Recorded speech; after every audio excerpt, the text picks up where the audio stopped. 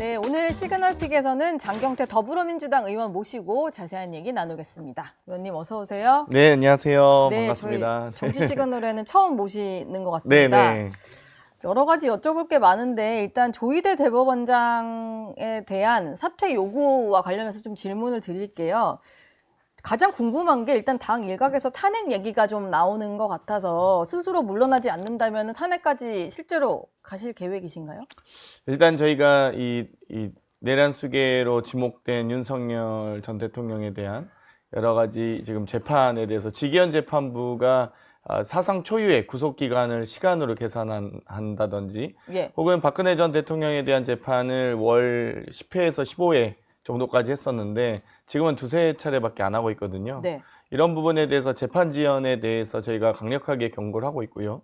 심지어 이 사법부의 여러 가지 판결 중에서도 한덕수 전 총리에 대한 구속영장 기각 등으로 저희가 의원 워크숍 때 법사위원들의 결의로 좀 이 법원의 자정 노력을 기대한다라는 취지와 네. 또 내란 전담 재판부의 필요성을 결의를 통해서 제안한 바 있습니다만 그럼에도 불구하고 지난주 전국 법원장 회의에서 아무런 법원의 자정 노력이 없는 메시지들이 나왔기 때문에 그리고 그런 의지가 전혀 보이지 않았기 때문에 저희는 결국 이 사법부가 사실 스스로 독립성을 스스로 망각하고 네. 재판의 공정성을 지키지 않으려는 그런 스스로의 개선 노력을 하지 않는다면 당연히 그 수장은 조희대 대법원장의 책임 아니겠습니까?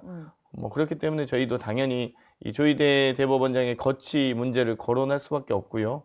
그에 대해서 책임 있는 답변을 하시길 바라겠습니다. 그럼 답변을 좀 기다려보고 사실 스스로 물러나지 않으면 탄핵이다 뭐 이런 수순 같긴 한데 탄핵안은 마지막에 뭐 하실 카드인 거고 당장 뭐 추진하시는 건 아닌가 봐요. 뭐 여러 가지 선택지 중에 하나겠죠. 근데 예. 저희도 어찌됐건 계속 지금 많은 국민들께서 직위원 재판부만큼은 룸사롱 의혹에 대한 이 대법원의 감찰 결과가 아직까지 나오고 있지 않습니다. 네. 아니 법관에 대한 명예가 훼손됐으면 대법원이 빠르게 감찰을 했고 거기에 대한 결과를 발표해야 되지 않겠습니까? 근데 그 결과가 아직까지 몇 달이 지나도록 나오고 있지 않거든요. 네. 그렇기 때문에 거기에 대한 저희가 많은 국민적 공분이 직위원 판사에게 있듯이 거기에 대한 조치를 해야 되는 또 대법원, 법원행정처를 비롯한 대법원장의 입장을 저희가 계속 예의주시해 왔던 거고요. 네. 그럼에도 불구하고 결국 마치 전국 검사장 회의를 연상하는 듯한 전국 법원장 회의를 저번 주에 했고 그 모습을 보면서 저희는 법원의 입장은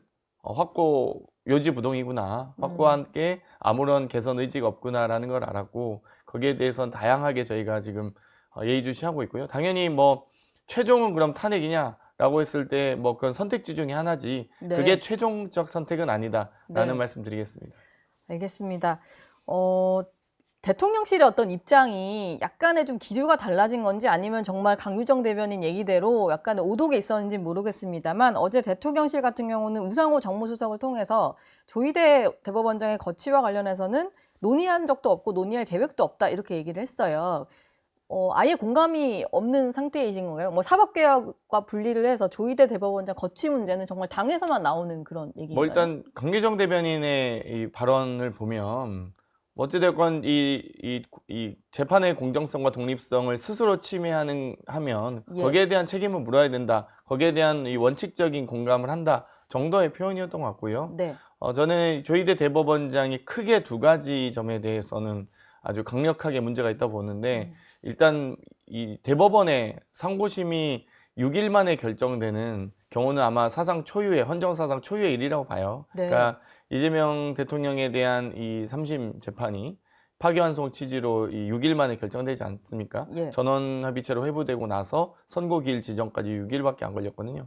뭐 사실상 주말 빼고 나면 뭐 한 4, 5일 정도 만에 결정이 됐다고 봐야 되는데 그런 판결은 없습니다. 그러니까 네. 결론을 내리고 사실상 군사작전 하듯이 이 대법원의 판결을 이끌어냈다고 보기 때문에 그 부분은 분명히 국민주권을 훼손했다고 보고요. 네. 당연히 대선 이 헌정질서가 어찌되건 회복하기 위해서 60일 이내에 대선을 치러야 되는 과정에서 개입을 했다면 당연히 삼권 분립을 비롯한 이 많은 뭐 법적 이 헌정질서에 대한 하자가 스스로 만들었기 때문에 거기에 대한 저희는 책임을 언젠가 물어야 된다. 그리고 심지어 내란 재판을 지속하고 있는 직위원 판사에 대한 이 책임 있는 자정 노력조차 안 하고 있습니다. 그렇기 때문에 저희가 지금 중앙지법에 있는 영장 전담 판사에 대한 문제를 굳이 제가 언급하지 않더라도 최소한의 노력은 했으면 좋겠는데 그 노력조차 하지 않고 있고 오히려 국민을 상대로 좀 대결을 하겠다라는 의지 전국 법원장 회의를 통해서 예. 보여지고 있기 때문에 저는 대통령실의 어떤 기류와 별개로 대통령실도 저는 그 정도의 원칙적 공감 정도를 했다고 보고요. 당은 당대로 정당에서는 당연히 여러 정치적 메시지를 낼 수밖에 없는 건 아니겠습니까? 예. 당연히 그 역할을 해야죠. 계속해서 지적을 해왔음에도 불구하고 좀 바뀌지 않는 조희대 대법원장의 어떤 모습 이런 거에 대해서는 공감을 했을 것이다.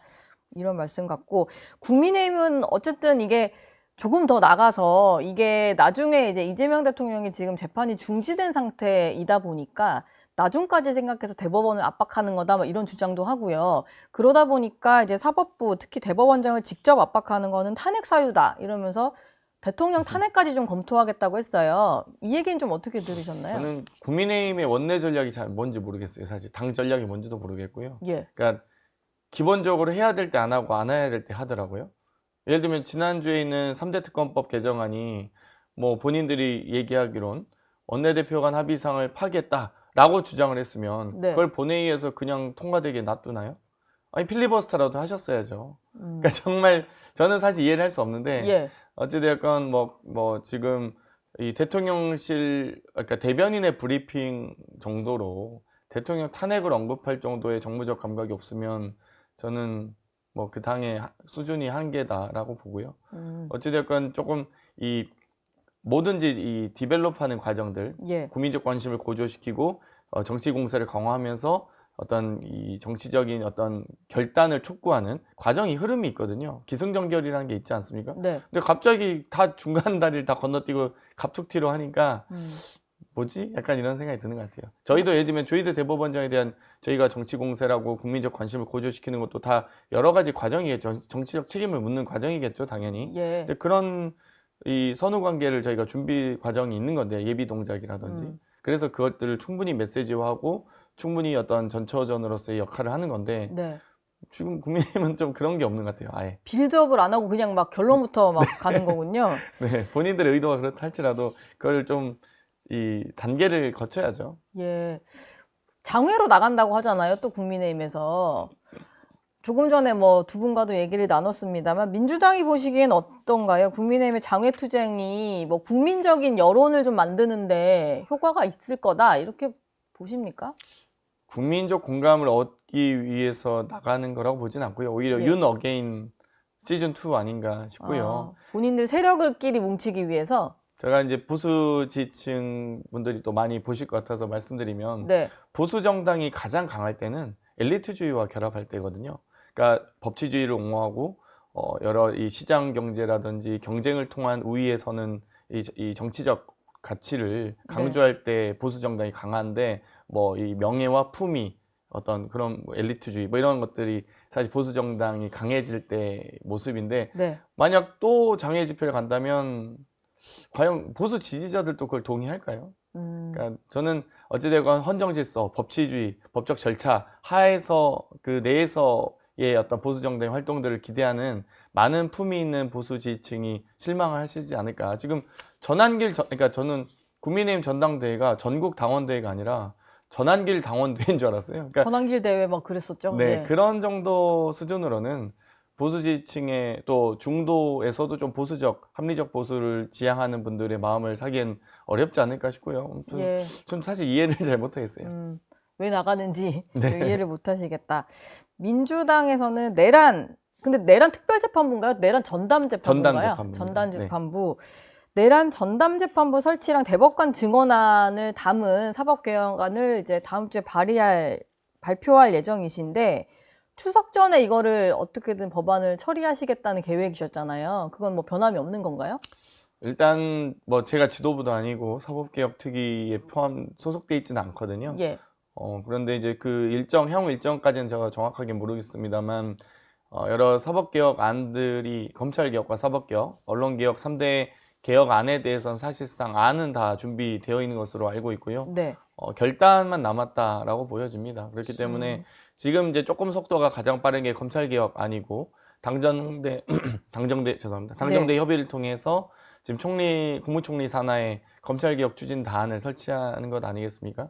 아마 사법개혁에 대한 안도 나왔고 그걸 발표 시점과 결정의 시점 그리고 당정대 협의만 남은 것으로 알고 있습니다. 예. 오늘 이제 조간에 보도된 걸 보면 민주당에서 이제 내란 전담재판부 구성을 위한 후보추천위원회에 국회 몫을 빼는 안을 검토하고 있다. 이게 아무래도 뭐 삼권분립 위반이다, 뭐 위헌 소지가 있다는 얘기가 나오니까 약간 나온 아이디어 같기는 한데, 그래도 법사위원이시니까 이게 좀 실제로 당내에서는 얘기가 나오는 건가요? 일단 내란특별재판부가 처음 거론됐을 때 특검법이 있다 보니까 특별검사가 있다 보니까 거기에 호응하는 이 단어로서 특별판사를 네. 하다 보니까 특별재판부란 표현이 써졌던 것 같은데요. 제가 법사위에서 전담재판부로 이 호명을 바꿔야 된다라고 네. 제안을 하면서 바꾸게 됐습니다. 예. 왜냐하면 사실상 법 취지나 도입하는 과정도 전담재판부고요. 우리나라는 법원저주법상 각 부를 둘 수 있게 되어 있고요.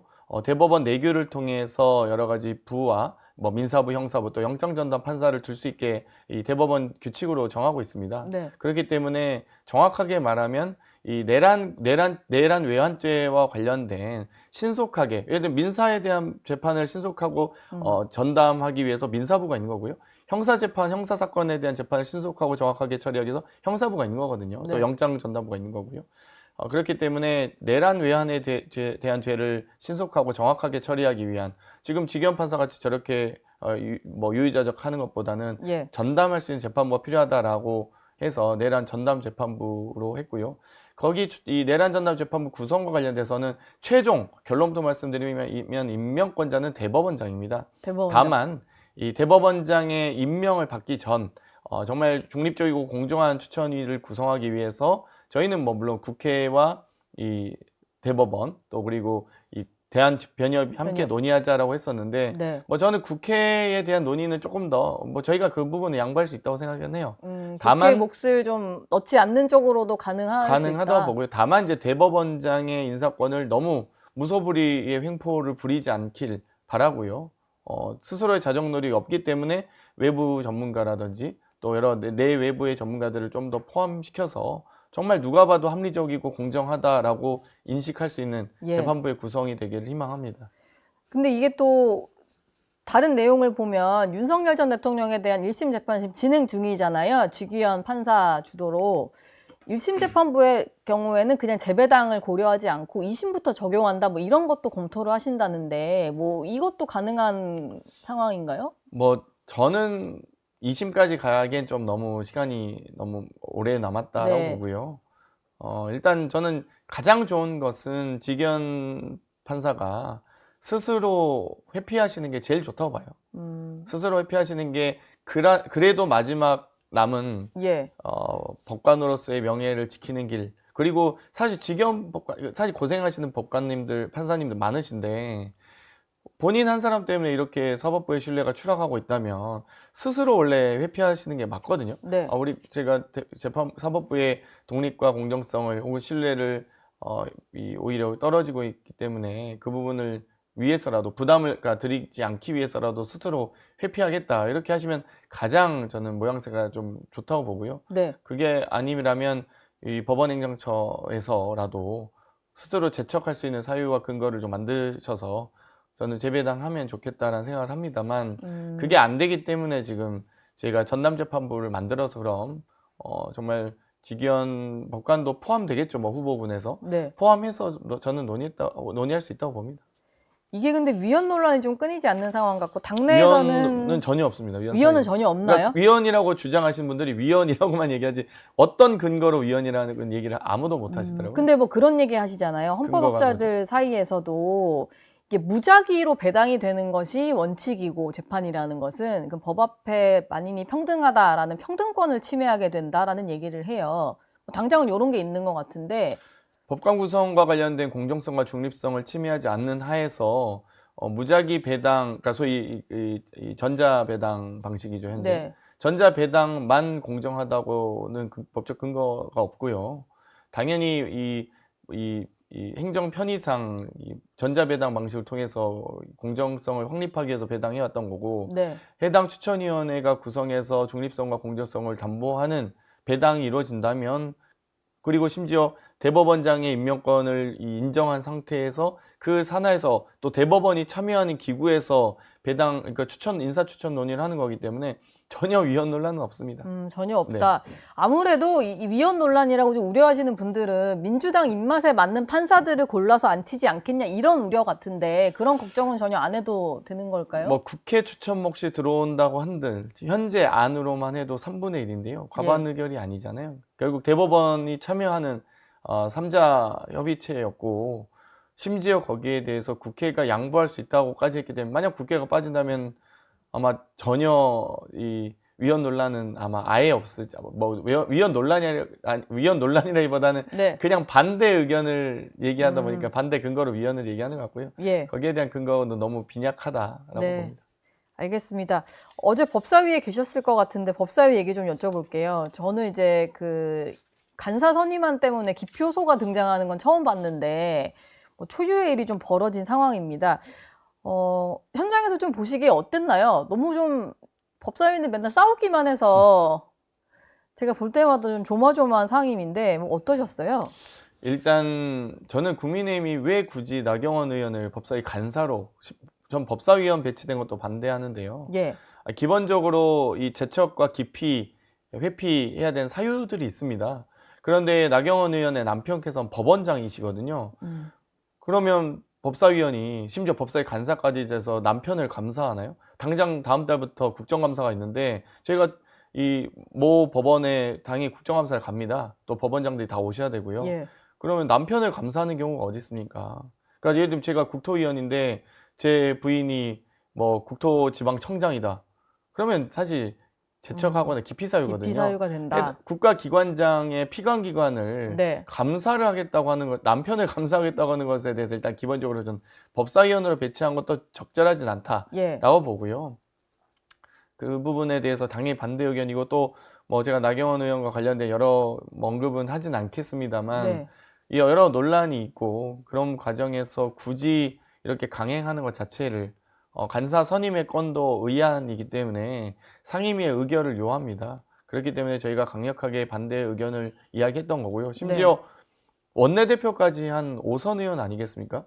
하시려면 상임위원장을 하셔야지. 예. 보통 재선이 하는 간사를 좀 5선이 돼서 하시겠다고 하는 것 자체가 사상 초유의 국회 이런 국회 보셨습니까? 근데 본인이 그런 국회 사례를 만들고 계세요. 만들고 계신다. 지금 아마 근데 당대표까지 하신 분이 상임위원장을 하는 육선의 추미애 의원을 좀 맞대응하기 위해서 아마 같이 보낸 것 같은데요. 그러니까 뭐 원내대표를 하신 분이 전 상임위원장 하실 수도 있다고 보고 그렇긴 한데 어찌됐건 이제 원내대표 상임위원장 거의 동급 뭐 원내대표는 국회 운영위원장을 하기 때문에 동급이라고 보지 않습니까? 근데 네.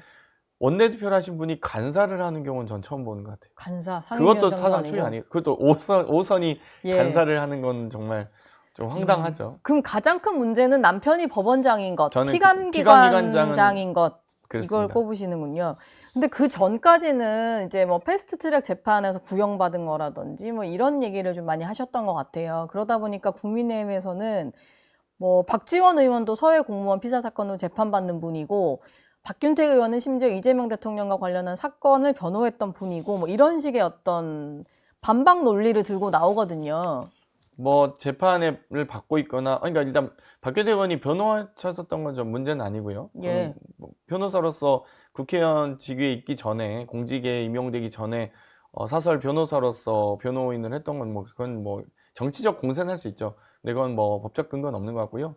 그리고 또 마찬가지로 재판에 기소되거나 혐의가 있다고 해서 배척되는 사례는 없었습니다. 네. 그렇게 따지면 주진우 의원 같은 경우는 지금 윤석열 정권의 법률비서관 시절에 여러 의혹들이 좀 나오고 있는 상태고 예. 거기에 대해서 어찌됐건 피혐의자로 여러 차례 지금 언급이 되고 있는데 뭐 그런 부분을 저희가 뭐 지금 빼라고 하진 않았으니까요. 뭐 문제 제기는 공세는 했지만 그렇기 때문에 법사위원으로서 여러 정치적 공방은 있을 수 있는데 이 피감 기관을 둔 부부간의 이 감사위원과 피감기관을 하진 않죠. 예. 뭐 예를 들면 뭐 이 국립중앙병원장을 둔 뭐 배우자가 보건복지위원이다 그러면 그건 좀 이상하죠. 피감기관인 게 아무래도 지금 민주당에서는 가장 큰 문제다 이렇게 보시는 것 같아요. 국민의힘은 근데 이걸 물을 생각은 없는 것 같더라고요. 그럼 그냥 간섭 없이 계속 이렇게 가야 되겠네요. 일사부재의 원칙에 의해서 회기 중에 한번 부결된 사안에 대해서는 재상정을 할 수 없고요. 예. 지금 정기국회 회기는 이미 12월 9일까지로 확정되어 있는 상황이기 때문에 저희가 그걸 정기국회 일정을 단축할 수는 없는 것 아니겠습니까? 네. 임시국회가 아니고 정기국회이기 때문에 예. 그렇고요. 그 부분에 대해서는 뭐 결국 국민의힘이 손해볼 짓을 스스로 자초하고 있다. 저는 아마 당장 다음 달 돼서 이 법원 국정감사 때 남편을 감사해야 되는 나경원 의원도 곤혹스러울 거예요. 저희가 당연히 발언석 세우지 않겠습니까? 예. 그러면 그때 정상적인 국정감사가 질의를 될까요? 하실 수 있을지. 저희가 그 남편을 상대로 질의를 할 텐데 그럼 그 앞에서 그게 가능하지 않잖아요. 이게 사실 가족 간의 감사도 좀 불가능한데 친인척 네. 간의 감사도 불가능한데 그걸 지금 가만히 그걸 예. 방치하는 국민의힘도 참 너무 매정하다. 아니 나경원 의원께서도 그러고 싶겠어요. 네. 참 안타깝습니다. 알겠습니다. 어제 밤에 권성동 국민의힘 의원이 구속이 됐는데요. 일단 통일교로부터 불법 정치자금 1억 원 수수했다는 혐의이고, 근데 권 의원이 남긴 글을 아마 보셨을 것 같은데, 구속 그 영장이 발부된 직후에 SNS에 올린 글인데, 재판부도 민주당에 굴복했다, 뭐 이런 글을 올렸습니다. 뭐 어떻게 보셨나요? 근데 글. 권성동 의원과 관련된 구속영장을 제가 어쨌든 다 본 건 아니지만, 예. 그냥 저도 뭐 전에 듣는 정도겠죠. 근데 뭐 그게 사실로 확인된지는 모르겠습니다. 뭐 풍문일 수도 있고요. 근데 다만 권성동 의원과 관련된 혐의는 상당히 구체적이고 최소 1억 이상의 금품을 수령한 것이 확인되기 때문에 네. 법원에서도 영장을 발부한 게 아닐까 싶고요. 예. 뭐 뭐 증거인멸 우려 있다 이렇게 또 뭐, 썼더라고요. 뭐 명확한 증거가 있다고 저는 알고 있고 예. 아마 그 금액도 아마 몇 배는 더 큰 것으로 알고 있기 때문에 아마 증거인멸 사유나 아마 그리고 구속될 만한 혐의 입증에 아마 아주 자신 있지 않았을까 특검 입장에서는 그렇게 보고 있습니다. 아, 그럼 저희가 언론 보도나 이런 데서 알려진 1억 원보다 조금 더 큰 것들이 더 있다. 뭐 그런 내용은. 뭐 금품과 혐의가 더 추가로 있는 것으로 알고 있습니다. 예. 시간이 많이 지났는데 마지막 질문 하나 드리고 마무리하겠습니다. 이거 민주당 얘기인데요. 민주당 윤리심판원이 어젯밤 늦게 최강욱 전 의원에 대해서 당원 자격정지 1년 징계 처분을 내렸습니다. 이게 조국혁신당 내에서 벌어진 성비위 사건과 관련한 2차 가해 논란에 대한 건데 뭐 중징계라고 하는데 좀 적절한 수위였다고 보시나요? 당직 자격정지와 당원 자격정지는 아예 다른 정도 차원의 징계인데요. 예. 보통 당원권 정지 6개월 이상이면 보통 당내에서 있는 모든 피선거권도 박탈이 됩니다. 네. 당원권과 피선거권 모두 박탈이 되고요. 예. 그러니까 당직 자격정지는 이 당직을 출마하거나 뭐 할 수 있는 이 당직과 관련된 피선거권만 박탈된다면 당원권 정지는 선거권까지 다 박탈되는 아주 엄중한 조치고요. 6개월 이상을 저희가 중징계로 분류하는데 예. 그리고 최소한 징계 이후에는 8년 정도가 근거가 남습니다. 네. 뭐 여러 경선 과정이나 정치인으로서는 많은 감산을 감수해야 되고요. 그런 부분에 대해서 1년이 내려졌다는 건 아주 윤리심판원에서 이 사안을 엄중하게 보고 있고 아주 강경한 태도로 중징계를 내린 거다라고 보고 있습니다. 예. 알겠습니다. 지금까지 장경태 더불어민주당 의원 모시고 얘기 나눴습니다. 법안 심사 계속 진행이 될 테니까 나중에 한번 또 오시겠습니다. 네. 고맙습니다. 네, 감사합니다. 저희 영상 많이 시청해 주시고요. 좋아요, 구독, 댓글, 알림 설정 꼭 부탁드리겠습니다.